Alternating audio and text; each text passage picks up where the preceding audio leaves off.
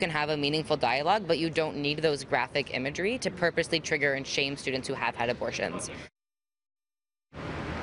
Their images described as graphic and disturbing. You probably have seen them as you're walking on the street at some point. They're found on the posters held by controversial anti-abortion protests. But one group right here on Ryerson's campus is taking a stand against anti-abortion protests, and they're not the only ones.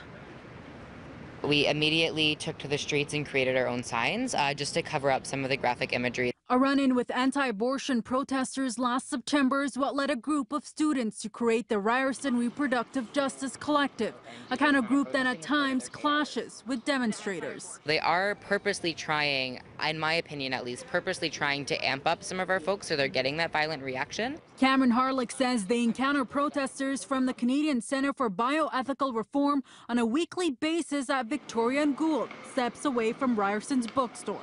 Once spotted, the Ryerson students bring out their pro-choice signs to block the gory images. So we essentially just want to make our students feel safer, and at the end of the day, if even one student comes up to us and thanks us for that, that's one student that we made feel safer on campus. But these counter-protesters don't only exist at Ryerson. In fact, these groups are mobilizing across the GTA. That's kind of happening everywhere. They're a response to groups like the CCBR and Show the Truth, an Ontario-based organization that says they're well aware that their images are graphic. We believe it's a very kind of valuable way to quickly show our stance about abortion in just a few short seconds. We've been receiving countless emails from viewers telling us that these images are disturbing. I understand that perspective.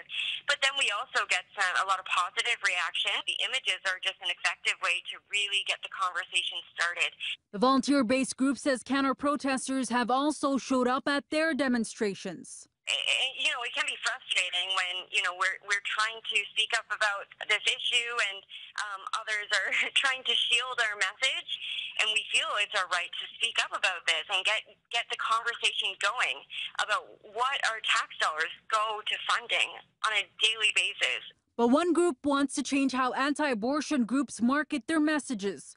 Abortion Rights Coalition of Canada has taken a stance against the tactics groups like CCBR and Show the Truth have used. Pro-choice is stronger in Canada than ever, and people don't want to, debate the issue again or recriminalize it. The group is asking provinces to pass laws prohibiting these graphic images to be distributed to residential homes and advertised in public spaces. We have to look to the province to create some sort of civil law. It might be an amendment to an existing law where it fits in somewhere.